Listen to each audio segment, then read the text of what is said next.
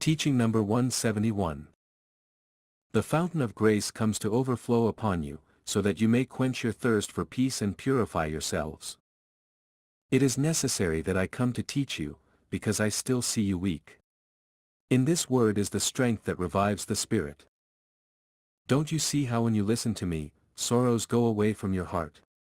It is that the voice of the Father relieves and comforts you. You are children still on the long path of the Spirit, and for this reason my charity sustains you and my advice guides you. On the road there are thorns and on its sides there are precipices, but I teach you not to take false steps, not to let yourselves be overcome by temptation, because you are destined to teach your brothers with the example of your life. With this you will give the best testimony that you listen to the Master of Masters. While I think of your spirit, I do not forget your body, a weak creature that needs charity, love and patience, so that it may find itself in harmony with the Spirit and serve its God with an atom of perfection. Make an examination of conscience at the end of each year, since while you live on earth, you will also be under the laws of time. Return your memory to the past, go through it all, remember the day when you heard my word for the first time, that time when your spirit sensed that a new era was opening before it and understood that the veil of many mysteries was being torn away, allowing you to clearly contemplate the truth of this teaching.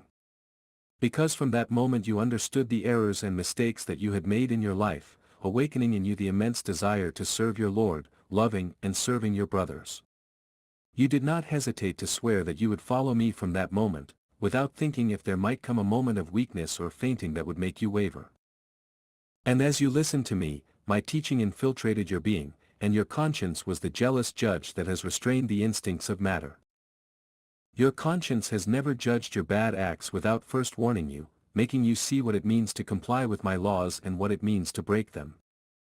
Thus, guided by conscience, I let you choose the path, and having decided to seek me and practice good along this path, you have had a tireless and loving master who gently corrects you, who judges you with divine justice and who loves you as a most perfect Father. Even so, you have not yet reached the degree of spirituality that you must have to spread my teaching.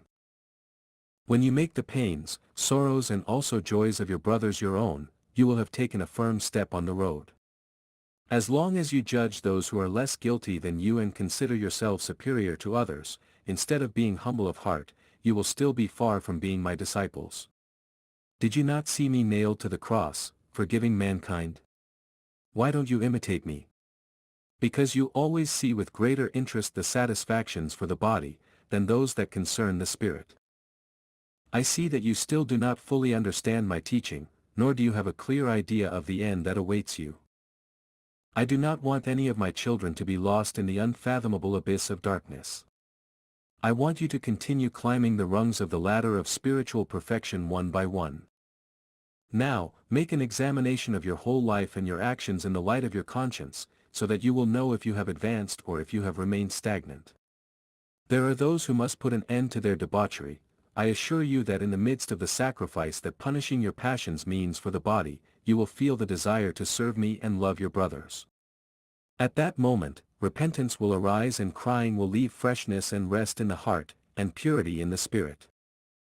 I have not asked you nor will I ask you for an absolute consecration to my service, because the obligations that you have contracted in the world also claim you, but even within that fulfillment, I want you to manifest what you have learned from me.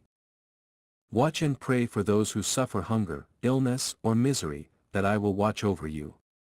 Analyze my word, analyzing it, you will be in continuous communication with me. Contemplate with the Spirit the ladder that before you rises to infinity, as a luminous path that invites your spirit to reach the bosom of the Father, a bosom of ineffable peace and joy.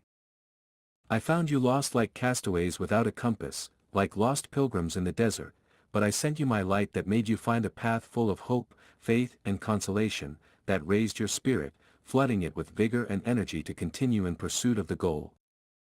At the end of the ladder, on the last rung, there is a dwelling to which you are all predestined, but which you must conquer with merits, with faith, with great love and charity, overcoming obstacles, dominating enemies, until finally reaching the new promised land, the kingdom that is not of this world.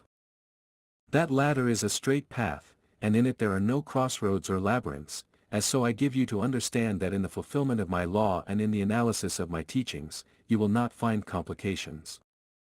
You are going to march firmly on that path, you are going to fight for your elevation. I will make you strong, if not with my power and my light. With what weapons are you going to fight and defend yourselves? With what will you overcome your temptations? If I did not cover you with my mantle of love, how could you get rid of your enemies? But truly I tell you, that you will also have to earn my protection and the light of my sword with merits.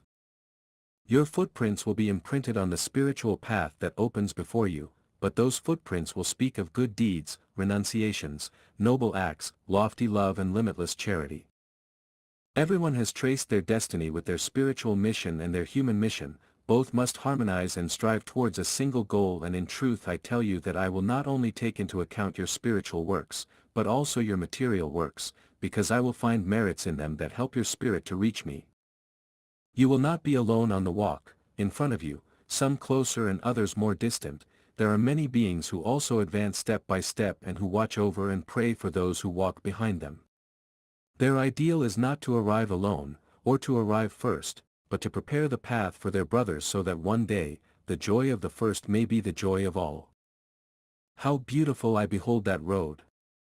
How my spirit is recreated seeing the progress of my children, their effort to rise and reach new degrees of improvement.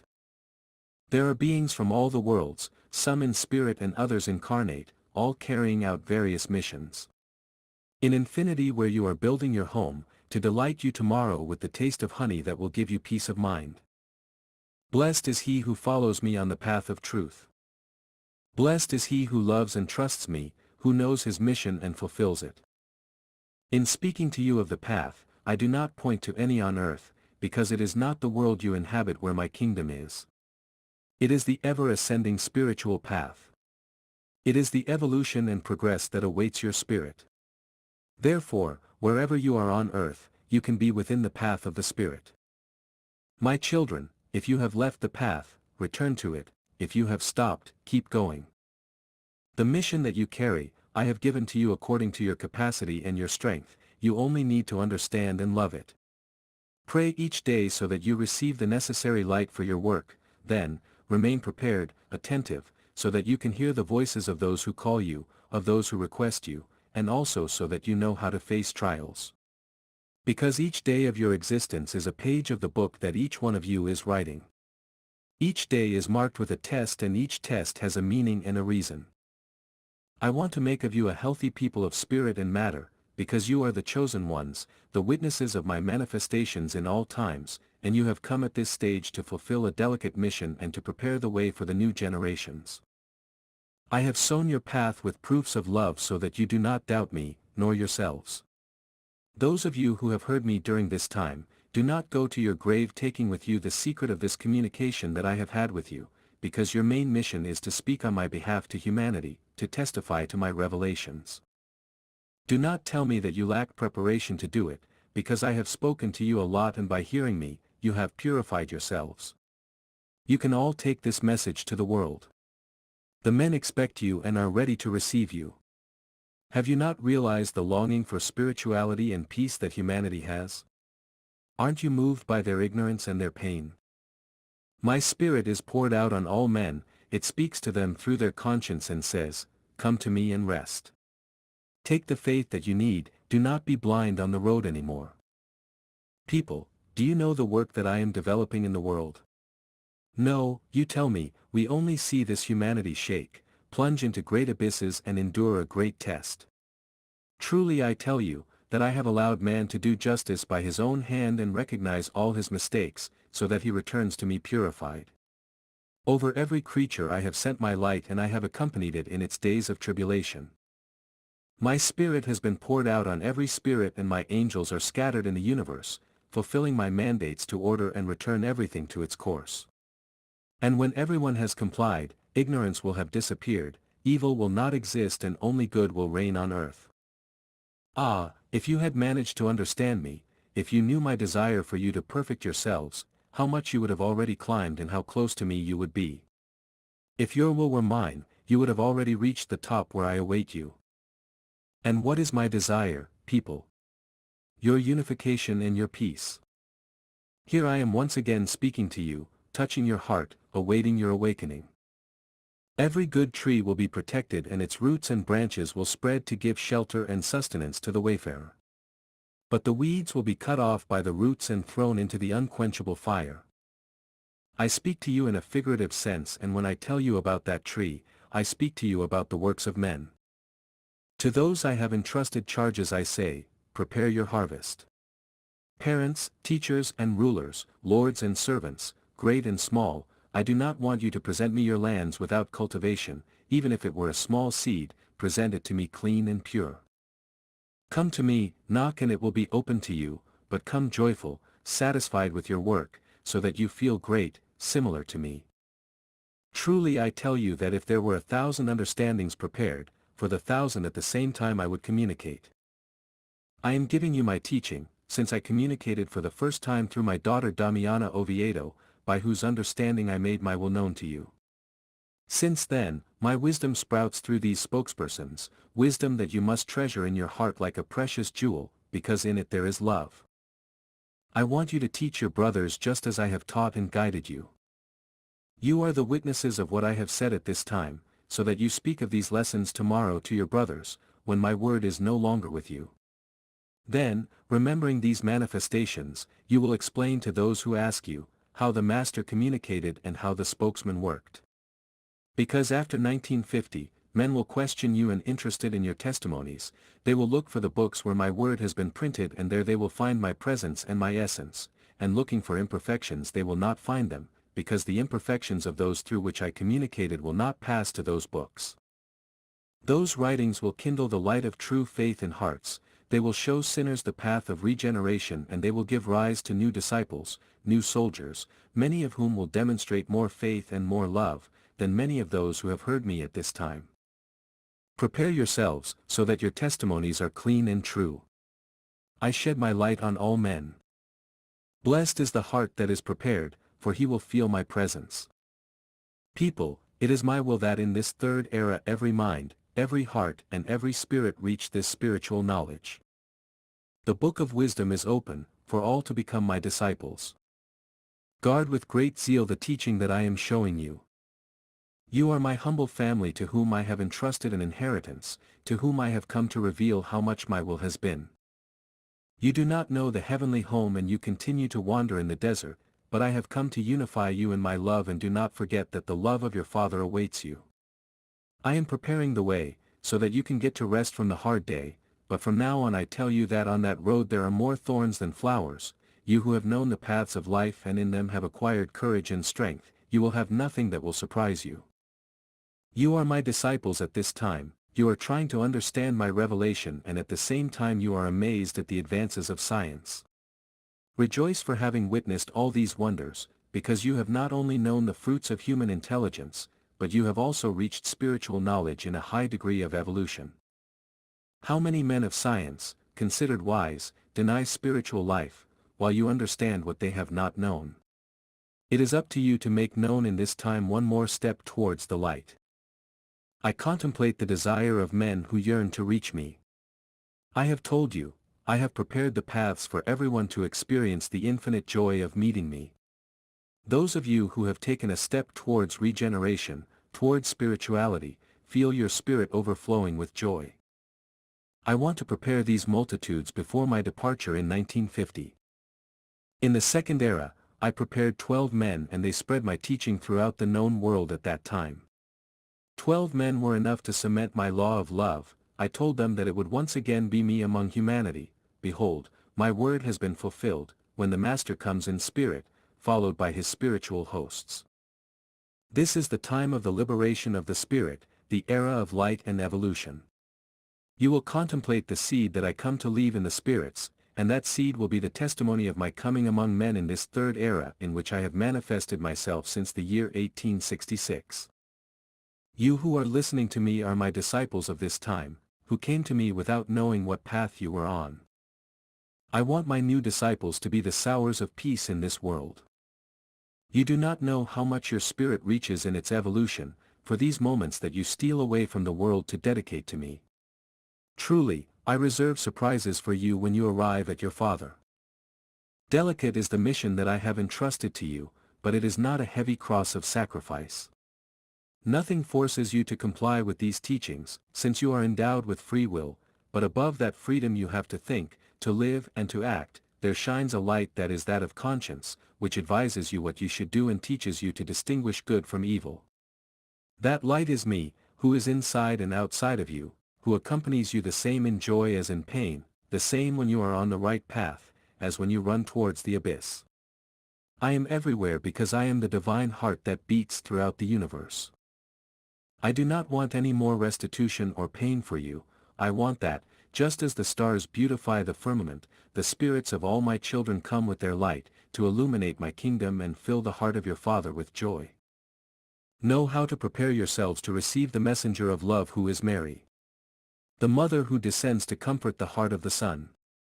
The most tender love of God for his children has no form, however. In the second era it took the form of a woman in Mary, the mother of Jesus. Understand that Mary has always existed, since her essence, her love, her tenderness, have always been in divinity. On Maria how many theories and confusions have men forged? About her motherhood, her conception and her purity, how much have they blasphemed? The day they truly understand that purity, they will say to themselves, we had better to not have been born. Tears of fire will burn their spirit, then Mary will wrap them in her grace. The Divine Mother will protect them with her mantle and the Father will forgive them, telling them with infinite love, watch and pray that I forgive you, and in you I forgive and bless the world. I do not come looking for the harvest in your hands, because I know that you present them to me empty. I have seen those who, instead of sowing faith in hearts, have torn from them what little they had. I have filled you with gifts, so that you can impart charity, and it is not fair that you come before me in need, imploring my help. When your brothers have come to ask you for help, have you listened and attended to them? Your conscience tells you that on many occasions you have remained deaf and indifferent, and that is not the doctrine that I taught you in Jesus.